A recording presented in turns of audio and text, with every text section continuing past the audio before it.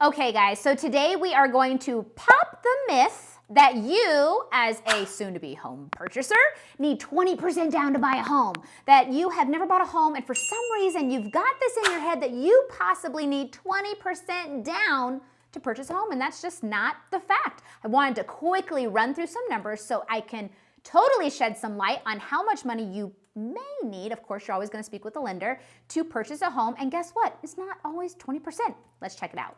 So for today's example, I'm using this cute little house here, and we are going to purchase it for $400,000. I don't know what your market is. If you're buying in Honolulu, Hawaii, you may not be buying a house for $400,000, but I just wanted like a quick little math, good, easy math for everybody. So that's what we're doing. We're buying a house for $400,000. Now, you may be an FHA buyer. What is an FHA buyer? A lot of times I see a buyer that may need a little assistance or may have a little less than perfect credit score go the FHA route because the lender looks at everything that we've got going for us. We don't have great credit. We're not super liquid. And maybe we need to put them into the portfolio of an FHA purchaser.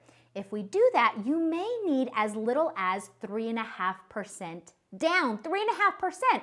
So again, I'm buying a $400,000 house. How much money down is that? Well, just because I did this before we started rolling, it is $14,000, not 20%. Okay, so now I'm gonna jump over from an FHA loan to a conventional loan. And here's one of the biggest things that people just don't even know exist. If you are planning to live in the property, if you're gonna be an owner-occupied borrower. That word gets worse as you say it. Purchaser. New word, purchaser. If you're gonna be a owner-occupied purchaser and you wanna buy for $400,000, well, do you know that you can put down as little as 3.0%? You heard me right. 3%, 5%, 7%, 15%. It does not need to be 20% down like a lot of investors you'll see. So if you're gonna live in the property, you can put down as low as 3%, which in this case would only be $12,000. That is crazy. Now, one of my favorites, because obviously we know that I'm a veteran and I love using my VA loan, that is 0% down. Crazy math calculations here. That is zero money down. Eat. I almost did 1%. And then let's hop over to the conventional loan profile, which maybe you're an investor, you're not going to live in the property. This is going to be an investment property. In that case, at a minimum, you're gonna need 20% down, which is what, $80,000? To check my math, I'm right? Right.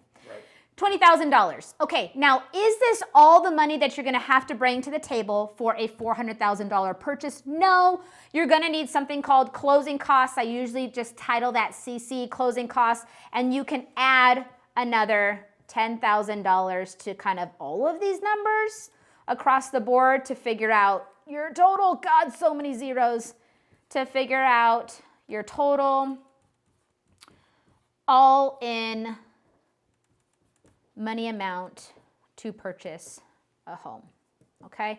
So we can go ahead and do that really fast. That's 24K.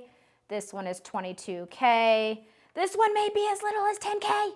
And this one is 90K. So you can see, you don't need $80,000 down plus another $90,000 to buy a $400,000 house. You may be an FHA buyer. You may be a conventional buyer who plans to live in the property, owner-occupied, and is putting as little down as 3%. You may be a VA buyer and putting 0% down. You may be an investor purchasing a property as an investment property where, in that case, you're gonna need to put 20% down. I hope these numbers are a lot more attainable to you than this big $90,000 number, and you may be closer to home ownership than you thought. I hope that you found this video helpful. Remember, if you have any questions at the end of the day that are real estate related, who's your home girl? I'm your home girl.